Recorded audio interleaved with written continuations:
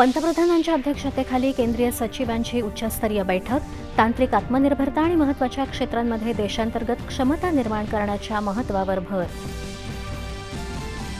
पेपरफुटी प्रकरणी कठोर शिक्षेची तरतूद असलेल्या विधेयकावर लोकसभेत मध्यरात्रीपर्यंत चर्चा. आजही चर्चा राहणार सुरू. देशातील तरुणांच्या भवितव्याशी कोणालाही तडजोड करून न देण्याचा पंतप्रधानांचा दृढ निश्चय अधोरेखित करणारं हे विधेयक विद्यार्थी आणि तरुणांच्या हिताचं रक्षण करणारं डॉ. जितेंद्र सिंह. तरुणांचा संपूर्ण शिक्षण व्यवस्थेवरील विश्वास पूर्णपणे डळमळीत झाल्याचं सांगत सरकार शिक्षण क्षेत्राबाबत गंभीर नसल्याचा काँग्रेसचा आरोप. यूपीए सरकारच्या काळात पेपरफुटी प्रकरणी कोणताही सर्वसमावेशक कायदा नव्हता. आता मात्र जलद न्याय सुनिश्चित होणार, केंद्र सरकारनं केलं स्पष्ट. नीट पेपरफुटी प्रकरणातील 13 आरोपींविरुद्ध सीबीआयकडून आरोपपत्र दाखल. जंतर मंतरसह देशभरात झालेल्या विद्यार्थी आंदोलनातल्या हिंसाचाराच्या घटनांची न्याय्य आणि पारदर्शक चौकशी सुनिश्चित करण्यासाठी एसआयटी स्थापन करण्याचे सर्वोच्च न्यायालयाचे निर्देश.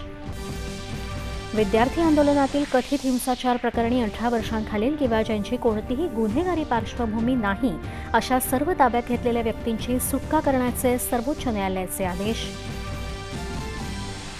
भारताच्या मुक्त व्यापार करारांमुळे 2025-26 या आर्थिक वर्षात भारतानं नोंदवली 863 अब्ज अमेरिकन डॉलर्सची आतापर्यंतची सर्वाधिक निर्यात.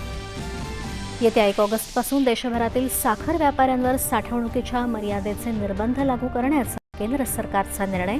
हे निर्बंध 30 नोव्हेंबर 2026 पर्यंत लागू राहणार. अनुसूचित जाती जमाती अत्याचार प्रकरणांच्या सुनावणीसाठी अहिल्यानगर, परभणी, सोलापूर, नांदेड आणि यवतमाळमध्ये विशेष न्यायालयं स्थापन करायला राज्य मंत्रिमंडळाची मंजुरी. ग्रामपंचायत, जिल्हा परिषद, पंचायत समिती सदस्यांना 12 महिन्यात सादर करावं लागणार जात वैधता प्रमाणपत्र. संबंधित कायद्यांमध्ये सुधारणा करून अध्यादेश काढण्याचा मंत्रिमंडळाचा निर्णय. राष्ट्रकुल क्रीडा स्पर्धेत हरजिंदर आणि गुलवीर यांना रौप्य. पुरुषांच्या 10,000 मीटर स्पर्धेत पदक जिंकणारा गुलवीर ठरला पहिला भारतीय. मुष्टियोद्ध्यांनी आणखी पदकं केली निश्चित.